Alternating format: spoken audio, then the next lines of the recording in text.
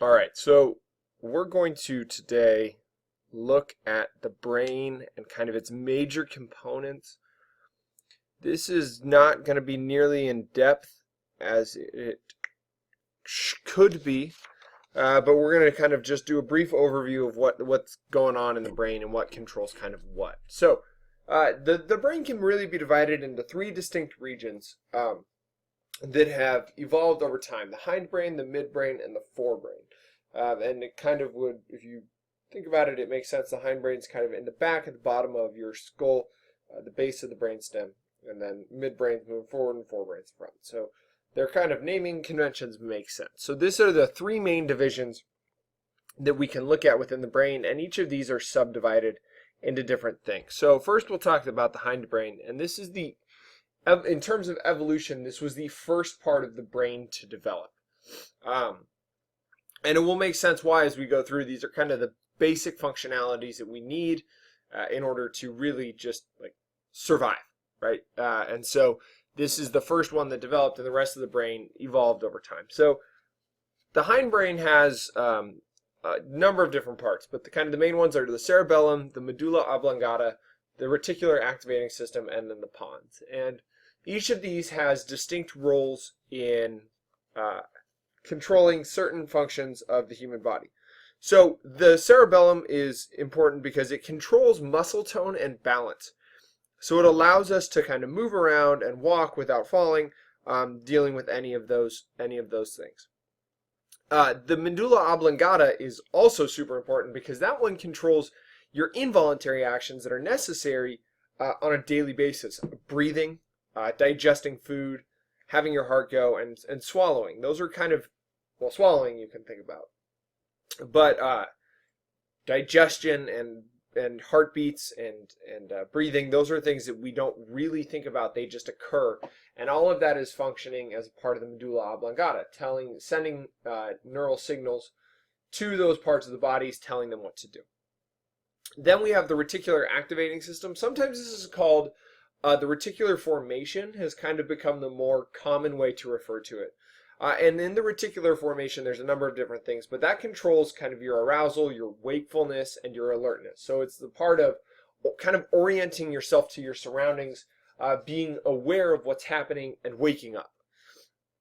And then the other part, the last part of the hindbrain that we'll talk about is the pons, and that's Latin word for bridge, and it's called a bridge because it passes neural information from one brain region to another. So it's kind of serving as a pathway, a bridge, for neural transmissions to occur in the hindbrain. And this is also, interestingly enough, involved in the REM, sleep, and we'll talk about sleep cycles as we move forward, but getting involved in REM sleep is really important. So those are the main features of the hindbrain. That is the back part located at the base of your skull.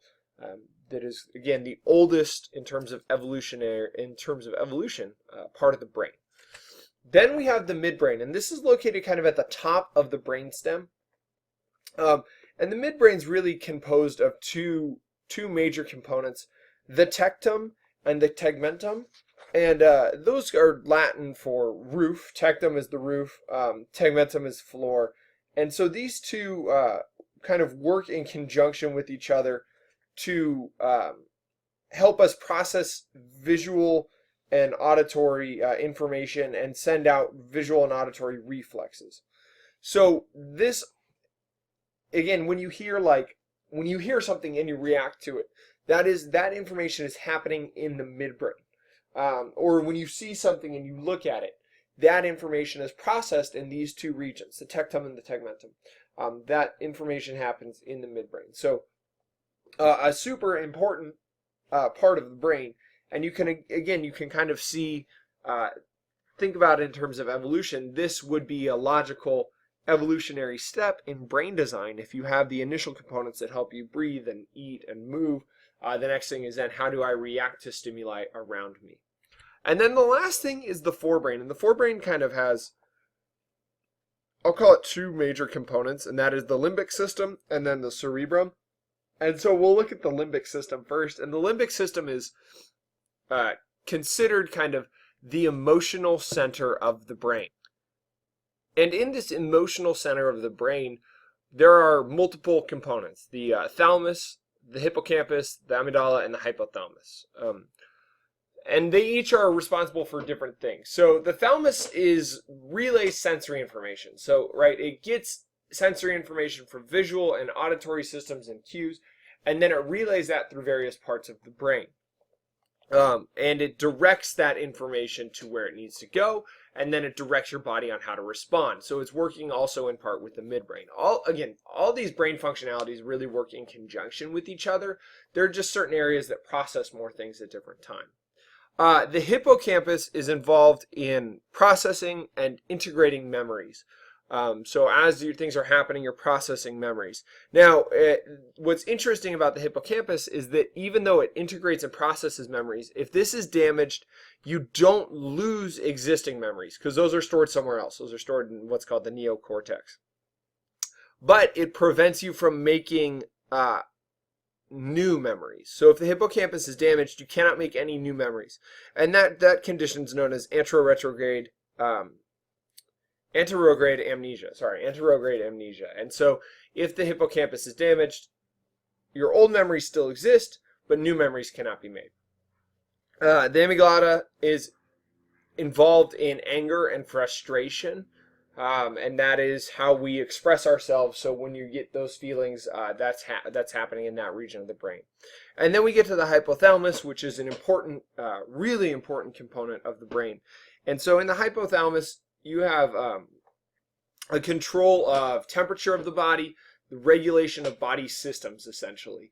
Temperature, water balance, hunger, and sex drives. And so this is where you have the sympathetic nervous system and endocrine system are really controlled in this region of the brain. And you'll remember the sympathetic nervous system is involved with fight or flight, and then we'll get to the endocrine system later in our studies. But that's where those systems are controlled. And the hypothalamus can be divided into two separate areas: the lateral hypothalamus and the ventromedial hypothalamus. These two areas combined work together to control your body and eating behaviors. And it's really interesting that the lateral hypothalamus is essentially your on switch for eating. And so you'll eat when that is on. And then the ventromedial hypothalamus is your off switch. So when you're done eating, that will kind of trigger and you'll stop eating. If you have damage to either of these, you can't control your eating habits. So if the lateral hypothalamus is damaged and it doesn't turn on, you don't eat, and you would die you wouldn't be hungry. You would die eventually because you would have a lesser hunger drive. And if there was a damage to the ventromedial hypothalamus, you would never feel ever satiated or full, and so you would essentially die from obesity and overeating. So those are really important kind of counterbalances to each other. And so that's happening in the forebrain. The forebrain also contains an area known as the cerebrum, which is the center of complex thought, and part of the cerebrum is what's called the cerebral cortex. And that is kind of, when we think of a brain or a picture of a brain, the wrinkled outer part that we see, that some people say looks like cauliflower, that is the cerebral cortex. And that's part of the cerebrum, cerebral cortex. They often get used interchangeably. And the cerebral cortex and the cerebrum are involved in the higher level cognitive functions that really genuinely make us human. So again, when we think of the brain in an evolutionary scale, this would be the kind of last stages of evolution, the part that really makes us uniquely human and have certain abilities that other animals don't have. And so some of those cognitive functions are thinking, planning, critical thought, the use of language, and then fine motor control, the ability to use our fingers to pick things up and kind of act in meaningful ways using our motor skills. And so these are skills and parts of the brain that a lot of other animals don't have, because language is unique to humans. These fine motor skills are pretty unique to the human body and the human brain. So it is an important part of the brain, and it is, again, the big part of the brain when we look at it. So the cerebral cortex, it receives sensory input through the sensory cortex. And so then that's essentially when you think of the efferent signals coming into the brain, and then you have the efferent neurons send signals into the brain through the sensory cortex, and then the afferent neurons send it out through the motor cortex. So we receive information that there is a piece of paper I need to pick up, and then your motor cortex sends out, hey, pick up that paper by moving your hand, moving your arm, moving your hand, using your two fingers to pick it up and move it to the place it needs to be. And so the cerebral cortex is really important, and it covers both sides of the brain.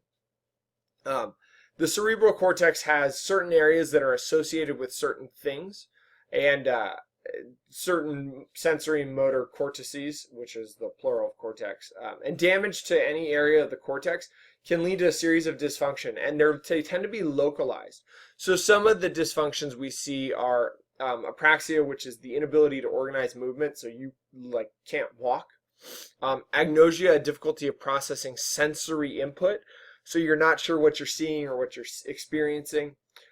Alexia is another dysfunction that is an inability to read, and agraphia is an inability to write. So any damage to certain regions of the cortex can lead to these dysfunctions, depending on where that damage happens. And the cerebral cortex also has various lobes involved in it, and it's a really, really complex structure. So the cerebral cortex is divided into the right and left hemisphere, which we'll look at in a little bit, and each side has these 4 lobes. It's broken into 4 different parts. The occipital lobe is located in the back of the head, and that is where visual signals are sent and the visual processing begins. That area is sometimes called the primary visual cortex, and that occurs in the back of the brain and the head.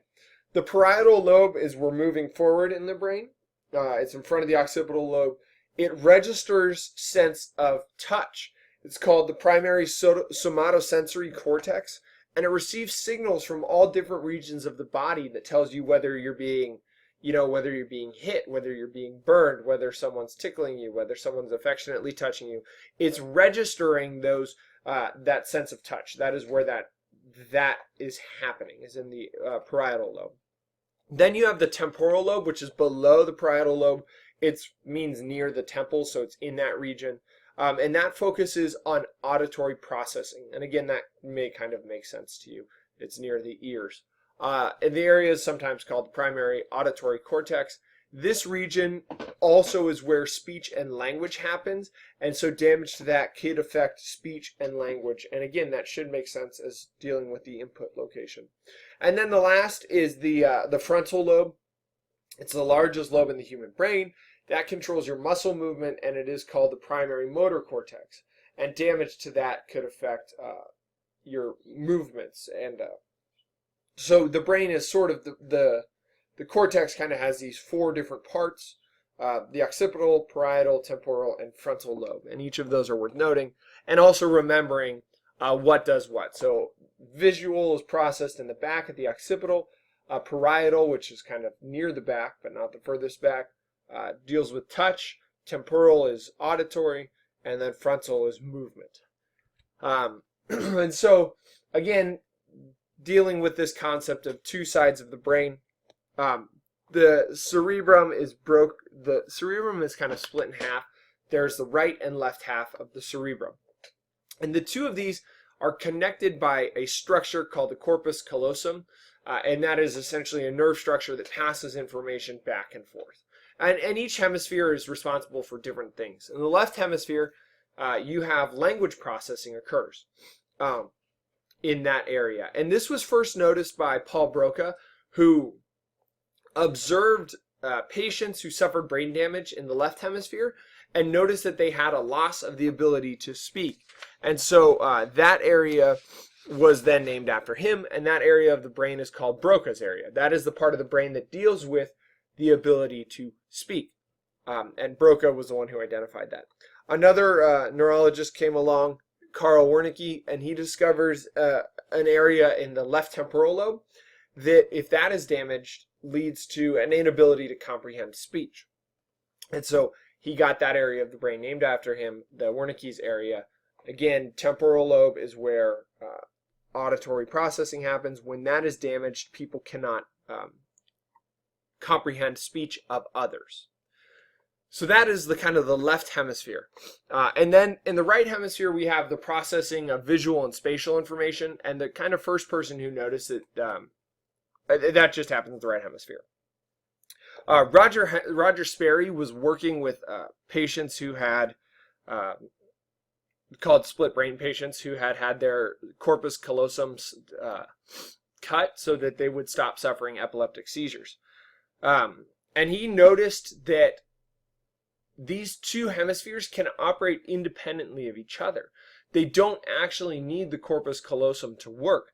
But what he found is that he just found interesting things. And split brain patients could describe objects if it was presented in their right visual field, because that was processed on the left.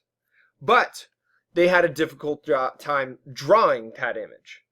Where if the image was presented in the left visual field, processed on the right side of the brain, that person could draw the object but could not explain it verbally. And so Sperry called this contralateral processing. And that is that idea that these hemispheres can work independently of each other, but there is some deficits if they lack that ability to communicate with each other. They need that corpus callosum for the speech and the verbal and spatial awareness to process together. So that's a little bit about the human brain. Again, a super complex organ that does a lot of different things at once, but that kind of looks at the basic structures of it.